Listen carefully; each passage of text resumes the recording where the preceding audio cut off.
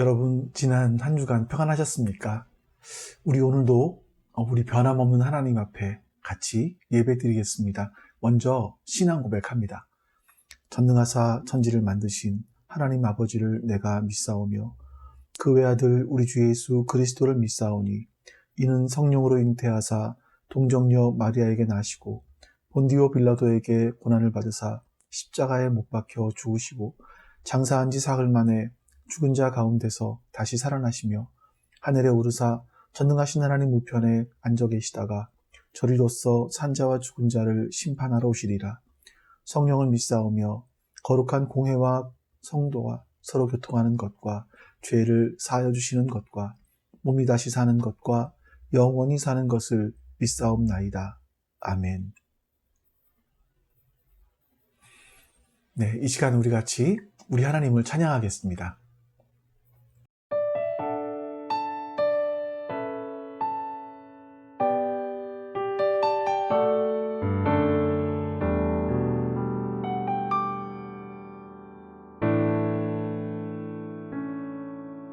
주 사랑이 나를 숨쉬게 해 세상 그 어떤 어려움 속에도 주 은혜로 나를 돌보시며 세상 끝날까지 지켜주시네. 주 사랑이 나를 이끄시네. 내가 갈 수 없는 그곳으로 주의 사랑 나를 붙드시며 세상 끝날까지 인도하시네. 주님만이 내 아픔 아시며 주님만이 내 맘 어루만지네. 어느 누구도 나를 향하신 주님의 사랑을 끊을 수 없네.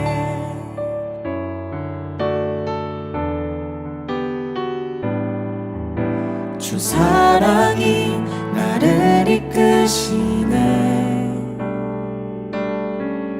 내가 갈 수 없는 그곳으로 주의 사랑 나를 붙드시며 세상 끝날까지 인도하시네. 주님만이 내 아픔 아시며 주님만이 내 맘 어루만지네.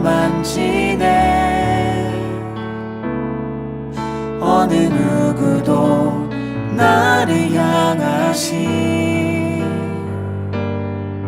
주님의 사랑을 끊을 수 없네. 주님만이 내 능력이시며 주님만이 나의 구원이시네. 어느 누구도 나를 향하신 주님의 사랑을 끊을 수 없네. 주님만이 내 아픔 아시며 주님만이 내 맘 어루만지네. 어느 누구도 나를 향하신 주님의 사랑을 끊을 수 없네. 주님만이 내 능력이시며 주님만이 나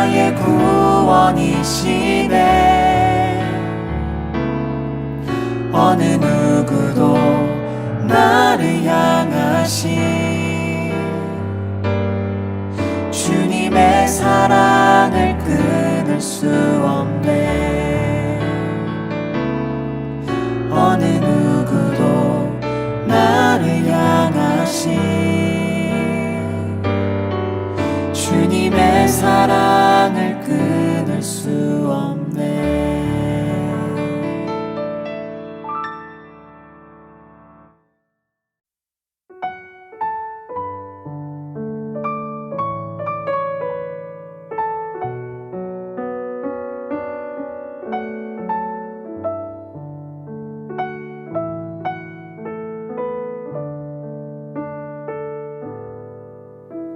나 무엇과도 주님을 바꾸지 않으리. 다른 어떤 은혜 구하지 않으리. 오직 주님만이 내 삶의 도움이시니 주의 얼굴 보기 원합니다. 나 무엇과도 주님을 바꾸지 않으리. 다른 어떤 은혜 구하지 않으리. 오직 주님만이 내 삶의 도움이시니 주의 얼굴 보기 원합니다. 주님 사랑해요.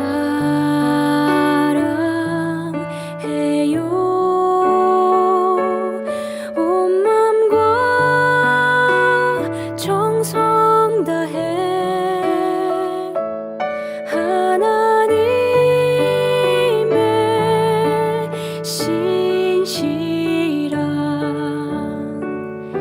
친구 되기 원합니다.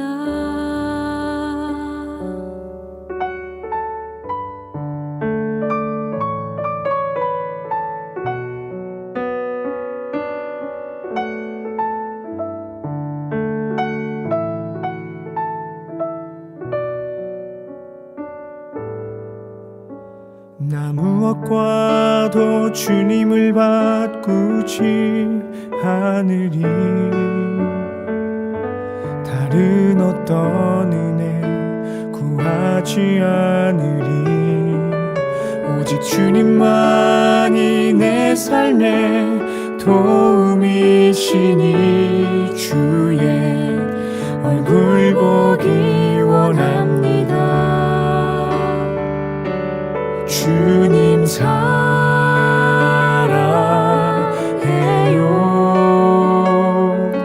온 맘과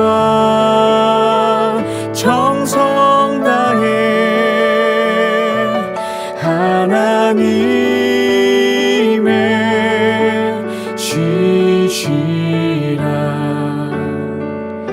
친구 되기 원합니다.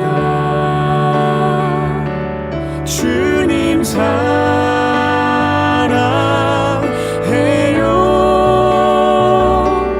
온 맘과 정성 다해 하나님의 신실한 친구 되기 원합니다.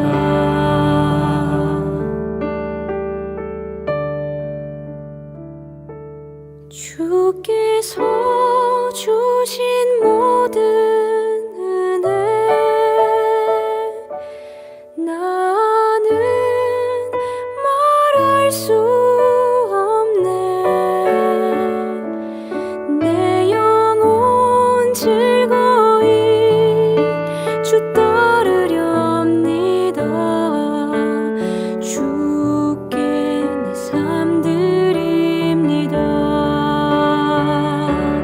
주께서 주신 모든 은혜 나는 말할 수 없네. 내 영혼 즐거이 주 따르렵니다. 주께 내 삶 드립니다. 주께 내 삶 드립니다.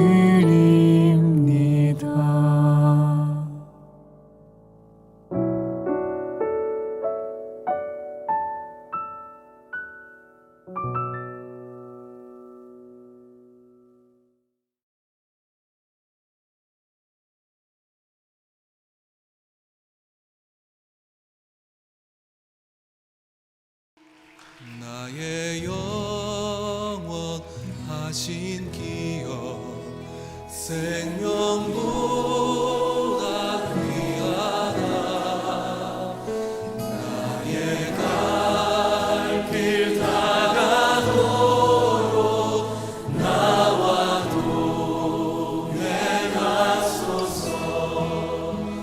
주께로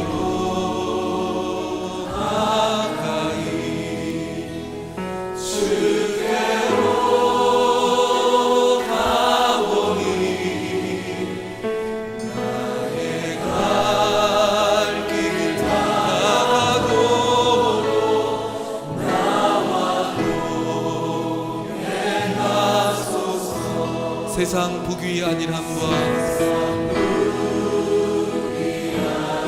모든 명예 버리고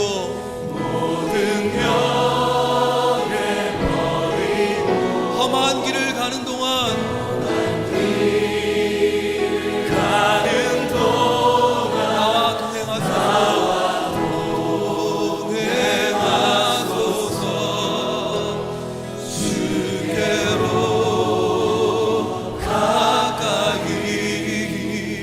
주께로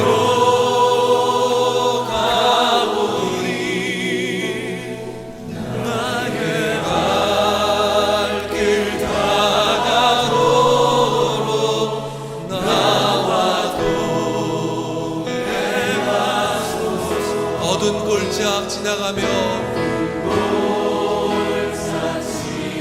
험한 바다 건너서 천국 문에 이르도록 나와 동행하소서.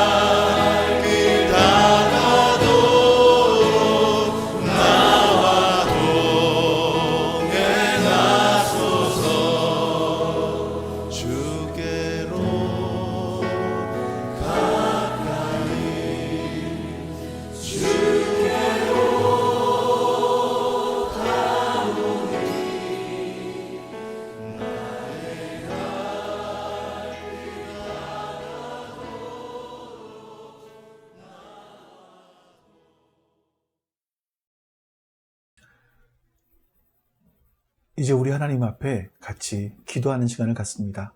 오늘 예배 가운데 하나님께서 함께하여 주시기를 소망하시면서 또 옆에 기도 제목을 보시고 같이 우리 기도합니다.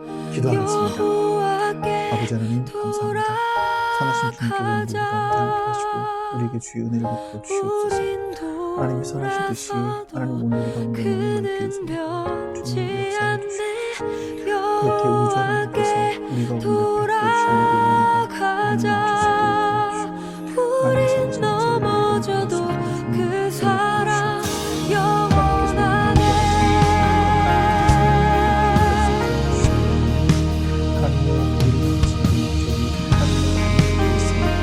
또 하나님께서 내가 거룩하면 너희도 거룩하라 말씀하시는 그 말씀을 우리가 기억하게 해주시옵소서. 하나님께서 우리가 거룩하면 사건들을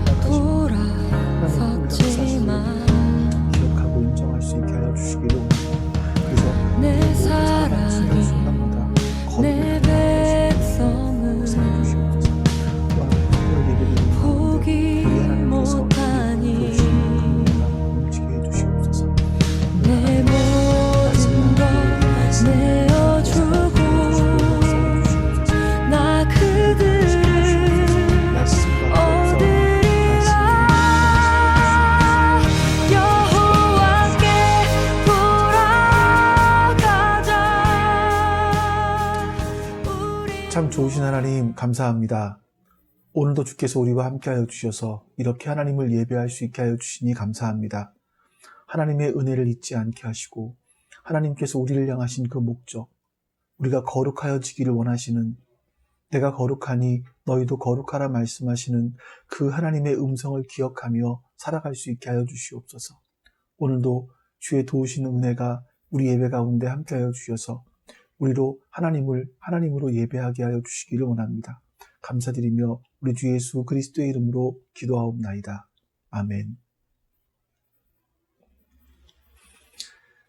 여러분 이제 우리 하나님 말씀 보겠습니다. 하나님 말씀은요, 고린도전서 7장 1절부터 8절까지입니다. 고린도전서 1장 7장 1절부터 8절입니다. 여러분이 적어보낸 문제를 두고 말하겠습니다. 남자는 여자를 가까이 하지 않는 것이 좋습니다. 그러나 음행에 빠질 유혹 때문에 남자는 저마다 자기 아내를 두고 여자도 저마다 자기 남편을 두도록 하십시오. 남편은 아내에게 남편으로서의 의무를 다하고 아내도 그와 같이 남편에게 아내로서의 의무를 다하도록 하십시오. 아내가 자기 몸을 마음대로 주장하지 못하고 남편이 주장합니다. 마찬가지로 남편도 자기 몸을 마음대로 주장하지 못하고 아내가 주장합니다. 서로 물리치지 마십시오. 여러분이 기도에 전념하기 위하여 얼마 동안 떨어져 있기로 합의한 경우에는 예외입니다. 그러나 그 뒤에 다시 합하십시오. 여러분이 절제하는 힘이 없는 틈을 타서 사탄이 여러분을 유혹할까 염려되기 때문입니다. 그러나 내가 이것을 말하는 것은 그렇게 해도 좋다는 뜻으로 말하는 것이지 명령으로 말하는 것은 아닙니다. 나는 모든 사람이 다 나와 같이 되기를 바랍니다. 그러나 각 사람은 하나님께로부터 받은 은사가 있어서 이 사람은 이러하고 저 사람은 저러합니다. 결혼하지 않는 남자들과 과부들에게 말합니다. 나처럼 그냥 지내는 것이 그들에게 좋습니다. 아멘. 여러분, 우리가 고린도전서 6장까지 살펴봤는데요. 고린도전서 6장에는 그 고린도 교회에 현재 닥쳐 있었던 문제들, 어떤 분열의 문제, 그리고 서로 대립하는 문제, 때로는 성적인 타락으로 인해서 도덕성이 무너졌던 그런 문제들, 그런 문제들에 대해서 바울이 책망을 하기도 하고 또 권면을 하기도 하는 그런 내용들이 6장까지 담겨 있었습니다. 그리고 오늘 7장부터는 고린도 교회 성도들이 바울에게 편지로 질문했던 내용들이 있는 것 같아요. 그 내용들에 대한 답변이 오늘 본문에는 기록되어 있습니다. 우리 먼저 1절 말씀을 보겠습니다. 여러분이 적어보낸 문제를 두고 말하겠습니다. 남자는 여자를 가까이 하지 않는 것이 좋습니다.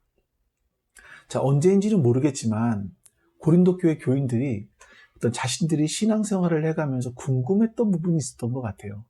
여러 가지 문제들을 편지를 통해서 바울에게 질문을 했고요. 바울은 또 그 질문에 대한 답변을 오늘 하고 있는 겁니다. 1절부터 8절까지는 결혼할 것이냐 말 것이냐 이런 부분이고요. 그러니까 결혼한 사람은 부부 생활을 어떻게 해야 될 것인가 이런 부분이고 8절부터 16절까지는 남편이든 아내든 먼저 이혼을 하게 되었을 경우 재혼을 할 것인가 말 것인가 혹은 결혼한 사람의 이혼에 대해서는 어떻게 해야 되는가 이런 부분들을 바울이 답변을 하고 있습니다. 우리가 오늘 본문의 말씀은 참 오해하기 쉬운 그런 말씀인 것 같아요. 그래서 여러분들이 오늘 말씀을 오해하지 않고 듣기 위해서는 뭐가 필요한가 하면 당시 고린도의 시대적인 배경, 사회적인 배경 이것을 아는 것이 굉장히 중요할 것 같습니다. 여러분들께 여러 번 말씀드린 것처럼 2000년 전에 고린도는요 성적으로 굉장히 타락한 곳이었습니다. 그러니까 고린도는 원래 거의 평지였는데 고린도에는 산이 하나 있다 그랬죠. 남산보다 2배 정도 높은 575m 정도의 산이 있었습니다. 거기에 아크로 고린도라고 했는데 그 산 위에는요 사랑의 여신 아프로디테, 그 로마식으로 표현하면 비너스의 신전이 있었습니다. 그 신전 안에는요, 여사제가 1000명이나 있었고, 고린도에 살던 사람들은 자신의 주신인 아프로디테에게 제사를 드릴 때, 제사를 드리고 나서 여사제들과 함께 종교의 이름으로 성적인 쾌락을 즐겼습니다. 자신들이 성적인 쾌락을 누리는 걸 통해서 이 아프로디테 여신을 즐겁게 할 수 있고, 또 우리는 아이를 많이 낳을 수도 있고, 배를 타고 갈 때 그 지켜주기도 하고, 뭐 이런 생각들을 하게 되었던 겁니다.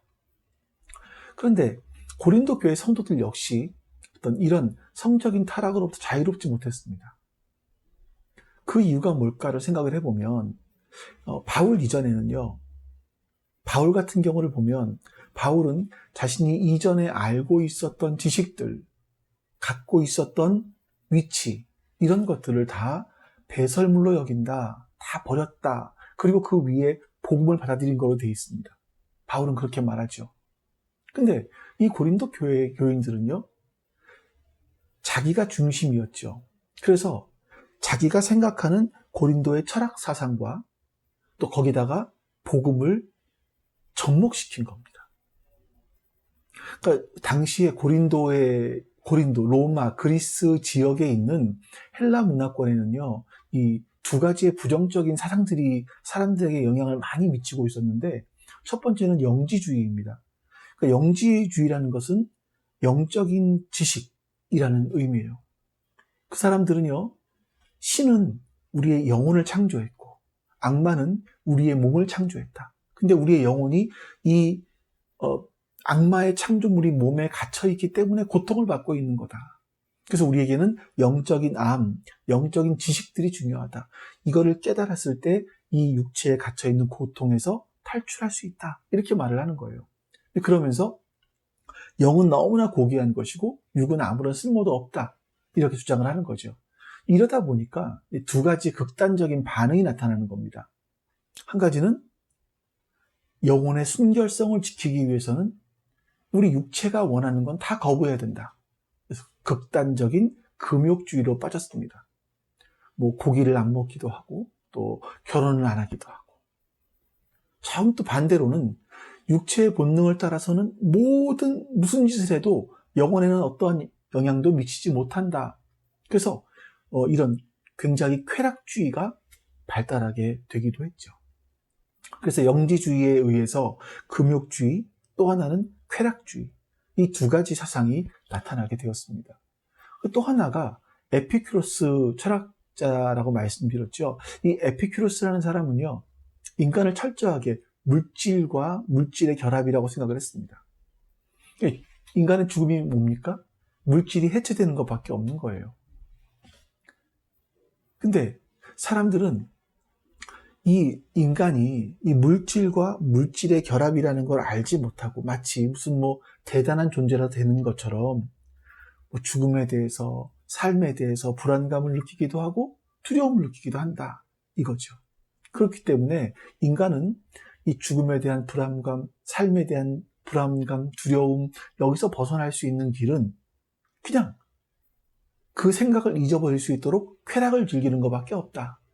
이렇게 말을 하는 겁니다. 인간의 본능을 쫓아서 쾌락을 추구하는 것은 양심의 가책을 느낄 것이 아니다. 오히려 우리 존재에 대한 불안감, 죽음에 대한 두려움, 여기서 해방될 수 있는 구원의 도구이다 라고 생각을 했던 거죠. 그래서 이 고린도에 있는 사람들은요, 영지주의, 또 에피큐로스 철학자들, 이런 사고를 받아서 금욕주의나 극단적인 쾌락주의로 빠지기도 했습니다. 뿐만 아니라 그 당시의 사회적인 배경들을 보면 그 당시는 굉장히 남성 위주의 사회였습니다. 여성은 단순하게 남성의 부속물, 또 놀이객감, 아니면 아이를 낳아주는 도구, 이 정도밖에는 생각을 하지 않았습니다. 요즘과는 너무나 차이가 많이 나겠죠. 또 한 가지, 기독교인들 안에 있는 사상들이었는데 종말 사상입니다. 여러분, 종말에는 두 가지가 있겠죠. 한 가지는 개인의 종말, 우리가 언젠가는 이 세상을 떠나지 않습니까? 이게 개인의 종말입니다. 그리고 또 하나는 예수님께서 다시 오심으로 말미암아 인간 역사가 역사의 종말을 맞게 되는 것을 말합니다. 초대교회 성도들은요, 그 인간 역사의 종말이 자신들의 당대에 올 거라고 믿었던 것 같아요. 예수님은 이렇게 말씀하십시오. 마태복음 24장 44절에서 이렇게 말씀하십니다. 그러므로 너희도 준비하고 있어라. 너희가 생각하지도 않은 시각에 인자가 올 것이기 때문이다. 그러니까 제자들은 예수님께서 다시 오실 날이 얼마 남지 않았다. 우리가 뜻하지 못하는 때에 오는데, 생각하지 못하는 때에 오는데 그때가 얼마 남지 않았다. 이렇게 생각을 한 거예요. 그래서 사도 요한 같은 경우도 이렇게 말합니다. 요한 1서에 어린이 여러분, 지금은 마지막 때입니다. 지금이 마지막 때라고 생각을 한 거죠. 여러분이 그리스도의 적대자가 올 것이라는 말을 들은 것과 같이 지금 그리스도의 적대자가 많이 생겼습니다. 그래서 우리는 지금이 마지막 때임을 압니다. 사람들이 마지막 때라는 걸 안다라고 사도 요한은 얘기를 해요. 베드로 역시 마찬가지였습니다. 베드로전서 4장 7절, 만물의 마지막이 가까이 왔습니다. 그러므로 정신을 차리고 삼가 조심하여 기도하십시오. 베드로 역시 만물의 마지막이 가까이 왔다라고 말합니다. 정신을 차려야 된다, 이렇게 말을 하죠. 그러니까 초대교회 성도들은요, 이런 사도들의 가르침을 받았습니다. 그래서 예수님이 다시 오실 날이 임박했구나, 이런 생각을 했습니다. 그래서 바울이 로마서 13장 11절에서 이런 말을 합니다. 여러분은 지금이 어느 때인지 압니다. 여러분은 지금 어느 때인지 사람들이 안다는 거예요. 그때가 어떤 때입니까? 잠에서 깨어나야 할 때가 벌써 되었습니다. 지금은 우리의 구원이 처음 믿을 때보다 더 가까워졌습니다. 자, 여러분, 오늘 이 말씀 이해하기 위해서는 구원의 3가지 시제가 있다는 거 여러분 기억하시죠? 이미 과거에 구원 받았고, 현재는 구원이 우리 안에 이루어져 있고, 또 미래에 우리는 하나님 나라 갔을 때 구원이 완성될 겁니다. 즉, 바울은 이 3번째 시제, 완성될 구원에 대해서 이야기하는 거죠. 자, 그리스도인들이 지금이 어느 때인지 안다. 처음 믿을 때보다 우리의 구원이 가까워졌다라고 말을 합니다. 바울은요, 마지막 때에 우리가 받게 될 완벽한 구원이 가까워졌다라고 말을 하는 겁니다. 그러니까 이 초대교회에는 사도들이 마지막 종말이 임박했다라고 생각을 했고 믿었고 또 그렇게 설교를 했기 때문에 사람들 생각 속에 마지막 때가 가까웠구나, 이런 생각들을 기본적으로 하고 있었다라는 거죠. 이것과 남성 우월주의, 그리고 에피큐로스 학파, 또 우리 영지주의, 이런 것들을 우리가 배경으로 놓고 오늘 말씀을 보시면 여러분들이 오늘 말씀을 오해하지 않고 들으실 수 있어요. 다시 뭐라 그랬죠? 첫 번째, 영지주의. 영지주의로 말미암아 극단적인 쾌락주의와 극단적인 금욕주의가 나왔습니다. 또 에피큐로스 학파를 통해서 쾌락주의가 더 심해졌죠. 그리고 남성 우월주의가 있었고, 또 하나가 뭡니까? 지금 말씀드렸던 임박한 종말 사상입니다. 자, 이런 상황 속에서 고린도 교회 교인들이 도대체 결혼은 어떻게 해야 되는 것인가 라는 이런 문제, 부부 생활에 대한 문제, 이런 것들을 바울에게 질문을 했습니다. 근데 바울이 이 말씀을 하면서 6절에서 이렇게 말을 해요. 한번 볼까요? 그러나 내가 이것을 말하는 것은 그렇게 해도 좋다는 뜻으로 말하는 것이지 명령으로 말하는 것은 아닙니다. 바울이 지금 이걸 말하는 것은 나의 견해일 뿐이지 하나님의 명령은 아니다 라고 얘기를 해요. 그러니까 고린도 교회 성도들이 처한 상황, 그리고 자신의 경험을 통해서 자신의 견해를 말하는 것 뿐이다 라고 말을 합니다. 이건 명령은 아니라는 거예요. 자, 여기를 바탕으로도, 이런 걸 바탕으로 두고 한번 1절 말씀을 보도록 하겠습니다. 여러분이 적어보낸 문제를 두고 말하겠습니다. 남자는 여자를 가까이 하지 않는 것이 좋습니다. 너희들이 일전에 편지로 질문한 것에 답을 하자면 남자는 여자와 가까이 하지 않는 것이 좋겠다라고 말을 해요. 여기서 가까이 하지 않는다라는 것은 가까이 한다는 것은 합법적인 결혼을 말하거든요. 너희들이 일전에 나에게 결혼에 대해서 물었지? 근데 거기에 대해 답하자면 남자, 여자는 서로 결혼 안 하는 것이 좋겠어 라고 바울이 말하는 겁니다. 자, 여러분들은 이 말씀을 들을 때 어떻게 생각을 하세요? 이게 바울이 지금 하는 말이 성경적인 답이라고 생각하십니까? 우리 그 고린도라는 곳의 상황을 이해하지 못하면 이 말씀을 오해할 수 있는 거죠. 자, 참고로 한 가지만 더 말씀을 드리자면, 그러면 이건 바울이 개인적인 의견을 얘기했으니까 성경이라는 것은 개인이 쓴 책이냐? 물론 바울 개인이 쓴 책이지만 성경에 보시면 성령님의 영감에 의해서, 감동하심에 의해서, 사람의 마음속에 감동해 주심에 의해서 성경은 기록했다라고 말씀하죠. 그래서 성경은 오류가 없다라고 말을 하는 겁니다. 성령님께서 그 배경에서 실수하지 않도록 인도하셨다라는 그런 의미가 그 안에 들어있는 겁니다. 자, 여러분, 다시 돌아와서 결혼에 대해서 여러분은 어떻게 생각하십니까? 바울이 지금 말하는 것, 결혼하지 않았으면 좋겠다. 이게 성경적인 답변이라고 생각을 하세요? 창세기 2장 18절에 보시면 하나님께서 아담을 창조하신 다음에 이렇게 말씀하십니다. 주 하나님이 말씀하셨다. 남자가 혼자 있는 것이 좋지 않으니 그를 돕는 사람, 곧 그에게 알맞은 짝을 만들어 주겠다. 하나님은요, 혼자 있는 것이 좋지 않다라고 말씀하세요. 이제 그리고 첫 번째 만든 게 짐승들이죠. 근데 그 중에는 짝이 없었습니다. 그래서 하나님은 아담에게서 하와를 창조하시는 그런 사건이 창세기에 기록되어 있는 겁니다. 하나님께서는 혼자 사는 것을 좋게 여기지 않으셨기 때문에 여자를 지어주셨고, 그 여자로 하여금 남자의 돕는 사람, 그러니까 알맞은 짝을 이루고 살라고 하신 이것이 바로 결혼입니다. 하나님께서는 분명히 결혼을 하라고 짝을 지어주셨어요. 아무리 자기 생각이라고는 하지만, 여러분, 왜 바울은 하나님의 뜻이 아닌 하나님의 뜻을 거스르는 것 같으면서까지도 남자, 여자가 결혼하지 않는 게 좋겠다라고 말을 했던 것일까요? 우리가 그 의미를 이해하기 위해서는요, 처음 말씀드린 시대적인 배경을 아셔야만 합니다. 바울은 하나님 나라가 가까이 올 때가 얼마 남지 않았다고 했어요.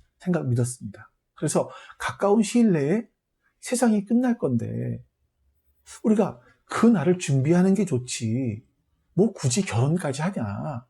결혼은 하나님 나라가 오는 것에 비하면 그렇게 중요하지 않을 수 있다라고 바울은 지금 이야기하는 겁니다. 바울은요, 하나님 나라가 가까이 왔다라는 그 믿음 속에서 자신의 견해를 이야기하는 거예요. 2절 말씀 더 볼까요? 그러나 음행에 빠질 유혹 때문에 남자는 저마다 자기 아내를 두고 여자도 저마다 자기 남편을 두도록 하십시오. 자, 여기서 보면 결혼 안 하는 게 더 좋은데 만약에 너희가 음행에 대한 유혹이 계속 된다면 음행의 죄를 짓지 않기 위해서 남자는 아내를 두고 여자는 남편을 두라. 이렇게 말을 하는 겁니다. 이 말을 들으면 좀 기분이 나빠요. 바울은 하나님께서 정해놓으신 결혼이라는 제도를 그 성적인 욕구를 피하기 위한 수단 정도로 아주 굉장히 결혼을 격화시켜서 이야기하는 것 같습니다.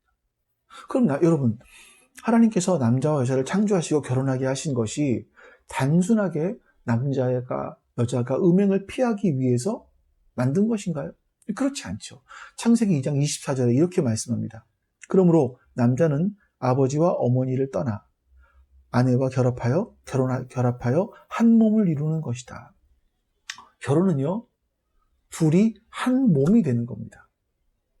자라온 배경도 다르고요, 문화도 틀린, 서로 다른, 마치 외계인과 같이 느껴지는 화성에서 온 남자와 금성에서 온 여자가 한 몸을 이루는 거예요.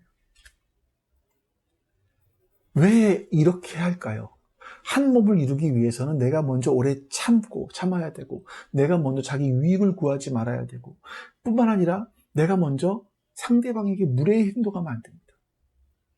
결혼이 뭡니까? 결혼은 하나님께 받은 사랑과 또 부모로부터 받은 사랑, 이 사랑을 훈련하고 실천해 볼 수 있는 가장 중요한, 가장 기초적인 공동체라고 말씀을 드릴 수가 있는 거예요. 또 그 안에서 생명이 창조되기도 하죠. 자, 그런데 바울은 결혼을 이런 기본적으로 안 하는 게 좋고 성적인 유혹을 이기지 못하겠거든 결혼해라, 이렇게 이야기하는 이유가 뭘까요? 여러분, 고린도라는 곳은요, 쾌락주의가 굉장히 많이 사람들의 사고 속에 들어와 있는 곳이라고 말씀드렸습니다. 3주 전에 그런 말씀을 드렸는데, 고린도라는 곳에는요, 아르테미스 신전, 그러니까 비너스 신전에는 1000명의 여자 사제가 있었고, 그 사제와 어떤 성적인 쾌락을 즐긴다라고 말씀드렸는데, 그것만이 아니라 또 하나 말씀드렸던 게 이겁니다. 아폴론 신전에는요, 남성 신이잖아요. 거기는 미동들, 어린 남자들이 있었습니다. 그러니까 이 남자들과 동성애를 하는 거예요. 고린도교회 성도들은 그런 문화 속에서 예수님을 믿기로 한 거죠. 그런 성도들에게 바울은요, 하나님의 나라가 곧 임할 건데, 이거 생각한다면 혼자 순결하게 사는 게 더 좋겠지만, 너희가 이런 성적인 유혹들을 이기지 못하겠다면 결혼하는 게 더 낫다, 이렇게 말을 하는 겁니다. 그러니까 결혼에 대한 이야기를 할 때 지금 바울은 하나님 앞에 순결함, 내가 하나님 앞에 죄를 짓지 않기 위해서 바울의 중심은 하나님이었던 거죠. 3절 말씀도 보겠습니다. 남편은 아내에게 남편으로서의 의무를 다하고 아내도 그와 같이 남편에게 아내로서의 의무를 다하도록 하십시오. 참 이 3절은 설교하기가 참 불편한 그런 말씀이에요. 사실은요, 리얼하게 하기가. 이 말씀에서 의무는 부부간의 육체적인 관계를 말합니다. 그러니까 이 말씀은 남편으로서 아내로서 서로 간의 육체의 관계에 대한 의무를 다 해줘라, 이렇게 말하는 거죠. 사실 여러분, 이 말씀 자체만으로도 당시 고린도라는 사회에서는요, 굉장히 혁명적인 말씀이죠. 당시의 여자는 아까 말씀드린 것처럼 남자의 성놀이기였습니다. 아니면 아이를 낳아주는 도구 정도에 불과했습니다. 그런 시대에 남편에게 아내에 대한 의무를 다해라? 이건 굉장히 혁명적인 말임에 틀림없습니다. 그런데 이 말씀을요, 당시 고린도 상황에 놓고 본다면 쾌락주의의 다른 편에 있었던 금욕주의자들에 대한, 금욕주의에 빠진 사람들에 대해서 하는 말이에요. 자, 보세요.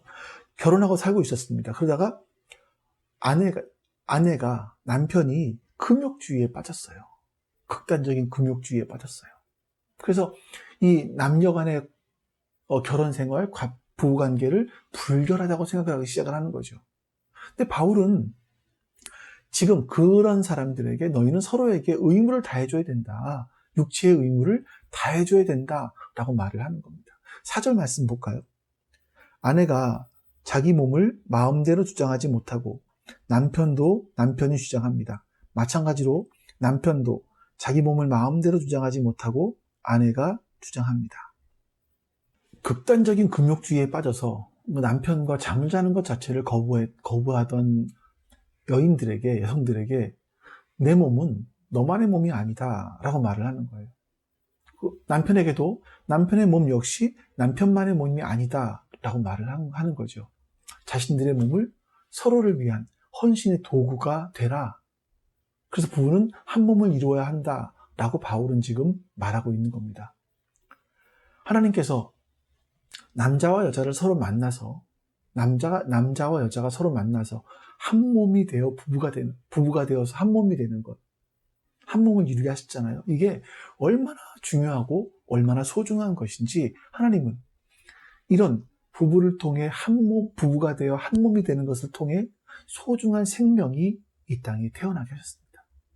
그러니까 이 부부 간의 관계는요, 금욕 관계도 아니고 쾌락의 관계도 아닌 것이라는 걸 우리가 알아야죠. 부부는요, 자기 몸이 상대방을 위한 헌신의 도구가 되어야 되는 것을 기억해야 됩니다. 그래서 사랑을 훈련하고 연습해서 결국은 더 하나님을 닮아가는 것. 이게 우리가 추구해야 될 방향입니다. 5절 말씀 보겠습니다. 서로 물리치지 마십시오. 여러분이 기도에 전념하기 위하여 얼마 동안 떨어져 있기로 합의한 경우에는 예외입니다. 그러나 그 뒤에 다시 합하십시오. 여러분이 절제하는 힘이 없는 틈을 타서 사탄이 여러분을 유혹할까 염려되기 때문입니다. 서로 물리치지 말라. 이 말은 각방을 쓰지 말라는 말이거든요. 이 말 역시 극단주의적인 금욕주의자들한테 하는 말입니다. 극단적인 금욕주의자들이 남편 또는 아내와 같이 자는 것을 거부할 뿐만 아니라 한 방에 있는 것조차도 못하겠다고 하는 사람들이 고린도교에 있었다는 거예요. 바울은 그런 목적이라면 각방을 써서는 안 된다. 너희가 혹시 기도에 전념하기 위해서라면 합의한 다음에 얼마 동안 떨어져 있을 수는 있다. 여기서 바울이 말하는 기도는 일반적인 기도가 아니라 특별한 기도. 어떤 금식을 하거나 또 기간을 정해놓고 작정을 하는 그런 기도를 말합니다. 그러나 그런 기도를 하다가 그 기도가 끝나면 다시 합해라. 이렇게 말하는 거죠. 그러면서 이런 말을 덧붙이죠. 여러분이 절제하는 힘이 없는 틈을 타서 사탄이 여러분을 유혹할까 염려가 된다라고 말을 합니다. 여러분, 예를 들어서 아내는 금욕주의를 하는 것이 더 자기 신앙에 유익이 된다라고 생각해서 극단적인 금욕주의자가 됐어요. 그래서 혼자 금욕생활을 하는 겁니다. 그러면 그 남편은 금욕주의자가 되지 않았잖아요. 그래서 남편은 이 외도를 밖에 나가서 외도를 하게 되는 거죠. 그러면 그 사람을 죄짓게 만드는 거잖아요. 그래서 바울은 사탄이 여러분들을 유혹할까 염려가 된다라고 말을 한 것입니다. 6절, 아까 처음에 보았던 말씀인데, 그러나 내가 이것을 말하는 것은 그렇게 해도 좋다는 뜻으로 말하는 것이지 명령으로 말하는 것은 아닙니다. 처음에 말씀드린 것처럼 바울은요, 지금까지 자기가 한 말은 우리가 반드시 지켜야 하는 명령이 아니라 그렇게 하는 것이 좋겠다. 이런 자신의 생각을 말한 것이라고 분명히 말하고 있습니다. 7절 말씀 보겠습니다. 나는 모든 사람이 다 나와 같이 되기를 바랍니다. 그러나 각 사람은 하나님께로부터 받은 은사가 있어서 이 사람은 이러하고 저 사람은 저러합니다. 바울은요, 모든 사람이 나와 같이 되기를 바란다 라고 말을 하죠. 사람들이 이 말을 좀 오해해서 바울이 자신처럼 사람들은 독신 생활을 하는 것이 좋겠다라고 생각을 하기도 합니다. 근데 그래서 이런 것 근거로 해서 성직은 독신이어야 한다라고 말하는 분도 있기는 해요. 그런데 바울은 이 말씀 전체를 보면 주님을 위해서 독신으로 산다면 주님을 위해 독신으로 사는 것이고, 주님을 위해 독신으로 살 수 있다면 그것은 하나님의 은사 때문이다. 하나님께서 은사를 주시지 않으시면 독신으로 못 산다라고 이야기를 해요. 덧붙여서 하는 말이 뭐냐면 이 사람은 이렇게 살고 저 사람은 저렇게 산다. 즉 어떤 사람은 독신으로 살기도 하고 어떤 사람은 결혼해서 살기도 한다. 근데 이것 모두가 하나님으로부터 받은 은사가 있어서 그렇게 할 수 있는 것이다. 바울은 이렇게 말을 하는 겁니다. 그러니까 고린도 교회 성도들아, 너희가 질문한 결혼을 하는 것이 좋으냐 아니냐, 독신으로 사는 게 좋으냐 아니, 이런 걸 묻기 전에 너희들이 먼저 하나님께서 나에게 주신 은사가 무엇인지를 먼저 깨닫고 그걸 결정해야 된다. 이렇게 말을 하는 거죠. 여러분, 좀 말씀을 마무리하면서 바울은 어떻게 이런 생각들을 할 수 있었을까? 이런 질문에 대해서 어떻게 답을 할 수 있었을까 하는 것들을 우리가 좀 생각을 해봐야 될 것 같습니다. 사람들이 왜 결혼을 합니까? 결혼하는 이유는 그 사람과 결혼하면 내가 행복해질 것이라고 생각하기 때문에 결혼해요. 내가 행복하기 위해서 결혼했기 때문에 남편이 나를 행복하게 해줘야 되고 아내가 나를 행복하게 해줘야 한다고 생각을 합니다. 근데 나를 행복하게 해주지 못하면 관계가 끊어지는 거죠. 오히려 고린도전서에서 바울이 말하고 있는 사랑은 내가 먼저 그 사람에 대해서 오래 참아주고 배려해주고 섬겨주고 내가 먼저 하는 것인데 말입니다. 반대이죠.